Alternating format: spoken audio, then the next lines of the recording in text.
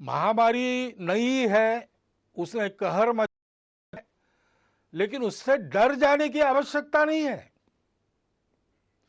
डरने से काम नहीं होता, डरने से संकट का बल ज्यादा बढ़ता है। अपना संतुलन कायम रख के मन में भय का लवलेश न रखते हुए ठंडे दिमाग से उपाय करने हैं, कैसे करने पड़ेंगे, क्या क्या करना पड़ेगा, इसकी योजना बनाकर हम काम करते हैं तो वो काम यशस्वी होता है। आत्मविश्वास युक्त ऐसा अपना सुनियोजित प्रयास करना है होकर, और सातत्यपूर्वक प्रयास करना है, क्योंकि ये बीमारी नहीं है। इसमें निश्चित क्या क्या हो सकता है इसके अनुमान लगते, जैसे जैसे अनुभव आता है वैसे ही पता चल रहा है। और इसलिए अब ये कितना चलेगा पता नहीं, जल्दी से जल्दी समाप्त हो पूरा प्रयास हम करेंगे, लेकिन जितने दिन चलेगा उतने दिन पीड़ित लोगों को राहत देने के और ये बीमारी न फैले उसके प्रयास जारी रखने पड़ेंगे।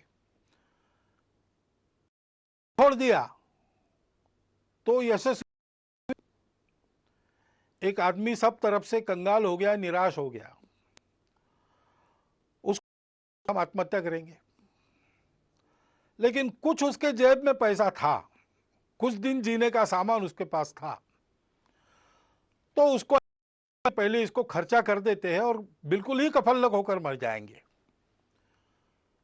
इसलिए वो बड़े शहर में गया कि वहां पर जुआ खेलेंगे, सारा धन उड़ा देंगे, फिर मर जाएंगे। लेकिन बाद उसको पता चला कि उस गांव के पास, उस शहर के पास एक बहुत लंबी चौड़ी जमीन थी जिसमें मैंगनीज मिलेगा ऐसा लगता था, इसलिए 2-3 माइनिंग कंपनीज ने वहां आकर खुदाई की। 250 फीट नीचे गए लेकिन मैंगनीज मिला नहीं, निराश हो गए। इसलिए उसका लिलाव वो करने वाले थे, तो उसको लगा कि ये भी एक जुआ है, चलो जाके बोली बोलेंगे।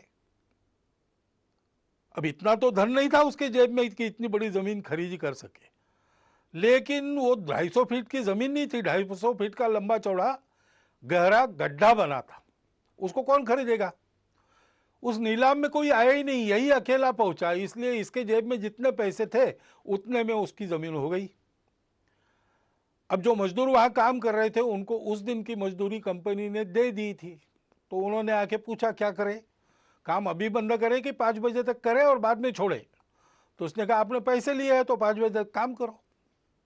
उन्होंने 5 बजे तक खुदाई की, 3 फीट और खोदा, उसमें जो नमूने मिले उसमें मैंगनीज मिल गया, और कंगाल बना हुआ वो आदमी मैंगनीज की खदानों का मालिक, बाद में एक रेलवे कंपनी का मालिक, ऐसा सब कुछ बन गया, फिर से उसका जीवन बन गया। उसने लेख लिखा, वो मैंने पढ़ा, रीडर्स डाइजेस्ट में आया था, कहानी अमेरिका की है, लेकिन उसका शीर्षक था difference between the success and failure is 3 feet.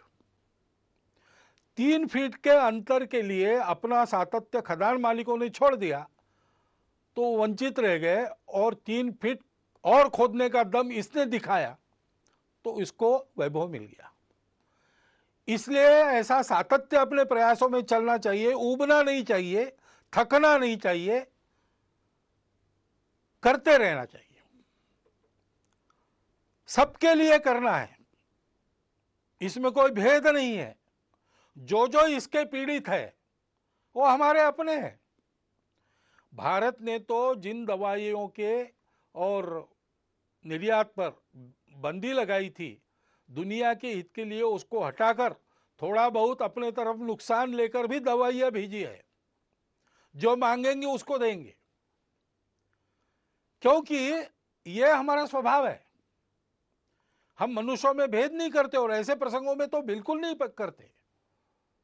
सब अपने हैं, जो जो जिसकी जिसकी आवश्यकता है उन सब की सेवा, जितनी अपनी शक्ति है उतनी सेवा करनी है। और ये सेवा करते समय कोई स्पर्धा तो है नहीं, अपनी कीर्ति फहराने के लिए दुनिया भर में हम काम नहीं कर रहे। इसलिए जो इस काम में लगे उन सबको साथ लेकर, उन सबके साथ रहकर काम करना है, सामूहिकता से काम करना है। इस प्रकार से हम सेवा करेंगे, लोगों को जो बताना है वो बताएंगे, लोगों से जो करवाना है वो करेंगे।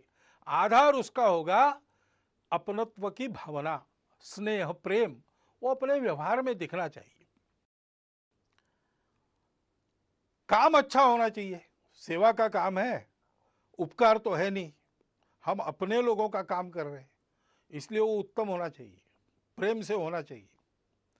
हनुमान जी के कार्य के बारे में ऐसा वाल्मीकि रामायण में कहा गया है, देवों ने उनकी स्तुति की एक प्रसंग पर, तब 4 उनके विशिष्टों का उल्लेख किया, धृति, दृष्टि, मति और दाक्ष यानी दक्षता, सावधानी।